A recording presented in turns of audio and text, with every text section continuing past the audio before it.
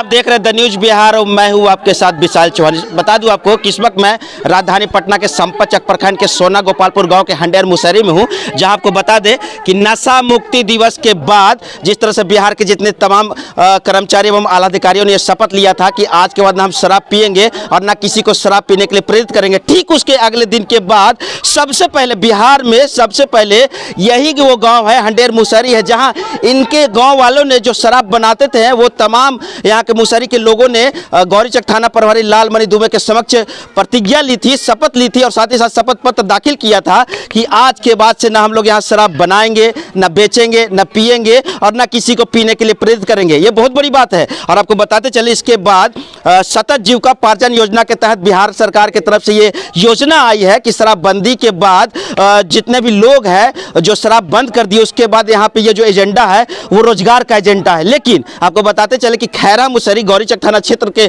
में ही आता है, वहाँ इस गांव के बाद वहाँ काफ़ी दिनों के बाद बंदी किया गया था। लेकिन सबसे पहले सरकार के आदमी जो है, सरकार के जो नुमाइंदे हैं वो खैरा मुसहरी में गए थे, जिसको लेकर हंडेर मुसहरी के लोग में काफ़ी आक्रोश है, क्योंकि जिस तरह से इन लोगों ने नींव रखी थी शराबबंदी की, इसके बाद देखते देखते तमाम जितने भी गाँव के लोग हैं उन लोगों जितने भी मुसहरी के लोग हैं, हम बात कर ले खैरा मुसहरी और तमाम जितने भी मुसहरी के लोग हैं, उन लोगों ने शपथ दाखिल किया था कि हम लोग ना शराब बनाएंगे, ना बेचेंगे, ना पिएंगे, ना किसी को पिलाएंगे। और इसके बाद आसपास के गांव में सबसे पहले जो जिलाधिकारी है उनके नुमाइंदे गए, लेकिन इस गांव में अभी तक कोई देखने वाला नहीं आया है, जिसको लेकर काफ़ी यहाँ पे आक्रोश है। बताते चले सतत जीविकोपार्जन का योजना का जो लाभ है इन लोगों को अभी तक नहीं मिल पाया है और उसमें सबसे बड़ा एजेंडा है रोजगार का, और इससे इस गाँव को वंचित रखा गया है। क्या कहिएगा मैडम, कैसा चल रहा है जीविकोपार्जन? सरकार के नुमाइंदे आदमी कोई आया देखे आप लोग को? कोई देखे कहाँ ये लेने, दारू बंद करा दे करे हैं तो कहाँ कोई देखे लेने कि खाते हैं कि भूखे हैं कि मारते हैं कि जीते हैं जा रहा ठंडा ने। ओरना बिछावना लीजिए, सब सिपाही जा रही है देखे नहीं, एक ओरना बिछावना लेकर फेंकन के कोई के छोड़ के नहीं ओरना बिछावना। लेकिन सरकार तो कहा है कि योजना के लाभ देंगे आप लोग को। सबसे पहले आप लोग बंद किए थे शराब, तो कहाँ कुछ मिले? कोई देखे ले कि मारी थे कि जीते है, भूखे कि घाल है, कौन देखे ले उलट के दारू। पहले आप शराब बनाती थी? पहले तो बनवे कर बंद वाले तो सब बंद कर दे, पूरा बंद कर दिए हैं तो याद है। क्या बात है कि सरकार यहाँ नहीं आया है? अब हमें जानते हैं कि काहे नहीं आई। क्या कहिएगा आप माता जी? क्या कहेंगे, सरकार बंद करवाया तो बंद कर दिए, हम दिया कुछ कहें आओ खाना पीना। यहाँ पे जो गांव वाले हैं वो कह रहे हैं, ये महिलाएं हैं, पुरुष एवं महिलाएं जितने भी दंपति के लोग हैं यहाँ पे मिलकर शराब चुवाई करते थे। महुआ शराब का यहाँ पे क्रय विक्रय का काम होता था, लेकिन अब से लगभग 2 महीने के आसपास हो गए, लेकिन बावजूद यहाँ पे सरकार की कोई नुमाइंदे नहीं आए हैं। क्या कहिएगा आप? कुछ क्या कहिएगा? देखिए आप पहले इसी गाँव के है ना? नहीं, मैं इस गाँव का नहीं हूँ। कहाँ के हैं? मेरा घर कंडाप हुआ। अच्छा, कंडाप। जैसे मैं ये कहना चाहता हूँ कि यहाँ दलितों का टोला है जी जी, न यहाँ इन लोग को अगर जो भी कमाने का जो भी साधन था वो तो सरकार छीन लिया। अब छीन लिया तो इसके लिए उसको रोजगार चाहिए ना। बिल्कुल चाहिए। तो उसके लिए न इनको अभी खाने के लिए है, न काम है, न कुछ है, तो ये लोग कहाँ जाएगा? सही बात है, कहाँ जाएगा? क्या कहिएगा माता जी, कहाँ जाइएगा? यहाँ पे सरकार जो आपको कुछ योजना दिया, रोजगार का कोई फायदा दिया शराबबंदी के बाद? ना, कहाँ दिल करनी। आप क्या करती थी पहले? पहले क्या करते ना, पहले कमा खा ली ना, कुछ करा लिया। आप कुछ शराब बनाती थी? ना बनवा ली। गांव के सब लोग बनाता था और उसके बाद शपथ लिया। दुनिया जैसा नहीं। क्या कहिएगा सर, आप इसी गांव के हैं जी? क्या कहिएगा? क्या कहेंगे, शराबबंदी तो हो गया है यहाँ, लेकिन आज तक कोई देखने नहीं आया है कि कैसे लोग रह रहे हैं, न रह रहे हैं, भूखे रह रहे हैं कि खा रहे हैं।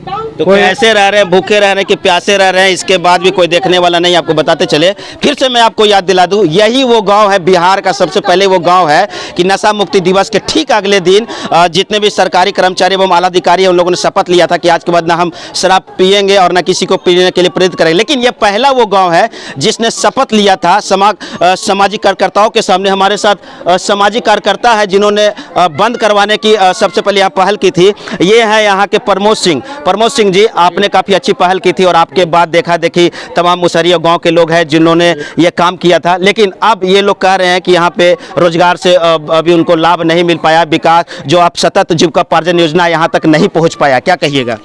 यहाँ ना कोई टीम हमारे यहाँ जो थाना प्रभारी जी पहल की, हमने पहल किया कहने पर उनके सभी काम छोड़ छाड़ के सभी आदमी शपथ लिए, सब कुछ किए, मगर आज तक न यहाँ कोई टीम आया न कोई आया। 1-2 दिन बड़ा वो खलिया करके घूम घाम के गए हैं, सब चीज़ देख करके, जो कि पूरी लेकिन तरह आपके कहने पे इन लोगों ने बंद किया, तो अब आपका ये दायित्व बनता है, आपका ये फर्ज बनता है। हमारा ये फर्ज बनता है कि सभी आदमी को कुछ न कुछ रोजगार मिले। हाँ। जिला अधिकारी से चाहे आप ब्लॉक से इन लोग के कुछ भी रोजगार मिले, जिससे कि इन लोग के जीवन जीविका चल पाए। तो जीवन जीविका चल पाए। और एक और सामाजिक कार्यकर्ता हमारे साथ जिन्होंने अहम योगदान दिया था, राजीव रंजन सिंह उर्फ जट्टू सिंह। क्या कहिएगा सर, आपने यहाँ पे आकर, और उस समय आप काफ़ी सामाजिक एक्टिविटी है और आपने यहाँ पे शपथ पत्र दाखिल करवाया था और उस समय आप भी मौजूद थे। हम लोग जिस तरह से लोगों को समझाया, सरकार के शराबबंदी अभियान के बारे में लोगों को बताया, सभी लोग तैयार हो गए। उसके बाद जब डीएम साहब को मैंने व्हाट्सएप के माध्यम से लिखा कि यहाँ पर दारू जब लोग छोड़ दिए हैं तो इनको रोज जीवन यापन के लिए इसका कुछ न कुछ व्यवस्था किया जाए। जैसे अभी ठंडा का समय है, लोग ठंडा में कराह रहा है, खाने के लिए लोग को कोई काम अथी नहीं, माने अनाज नहीं मिल रहा है, राशन मिलता है तो कटौती करके मिलता है। ये लोग तो सरकार का कहने के अनुसार ये लोग तो उसका नियम का पालन किया, लेकिन इनको सरकार द्वारा उचित मुआवजा जो मिलनी चाहिए जीवन यापन के लिए, रोजी रोजगार के लिए, वो नहीं मिल रहा है, वो मिलनी चाहिए। पुनः मैं आज कल जाकर के वीडियो साहब से भी बोलूँगा कि अपने माध्यम से जो भी हो इसको व्यवस्था होना चाहिए। राजीव रंजन जी, अगर ये लोग फिर से शराब का कारोबार शुरू कर देते हैं तो इसका जिम्मेवार कौन होगा? जिम्मेवार 100% सरकार होगी, कारण कि सरकार के आदेश पर ये लोग तो शराबबंदी कर दिया। जब ये भूखे मरने लगेगा तो या तो चोरी करेगा या तो फिर शराब बनाएगा। तो सुनिए, बिहार के मुख्य नीतीश कुमार जी, आपके कथनानुसार इन लोगों ने शराब को बंद कर दिया, लेकिन अगर फिर से ये गांव शराब बनाना और बेचना शुरू करती है तो इसके जिम्मेवार आप हो गए। आप कहते हैं कि सतत जीविकोपार्जन योजना के तहत तमाम लोगों को मैंने लाभ दिया, 64 करोड़ 65 करोड़ की बात करते हैं आप पूरे भारत में, साथ साथ बिहार में भी आप कहते हैं कि बहुत से लोग जो है 64 से 65 करोड़ रुपए खर्च करने की बात करते हैं आप। लेकिन अब देख लीजिए वस्तुस्थिति क्या है। ये गांव के एक समय था कि यहाँ के तमाम जो लोग हैं वो यहाँ पे शराब चुवाया करते थे, यहाँ से शराब का व्यापार करते थे।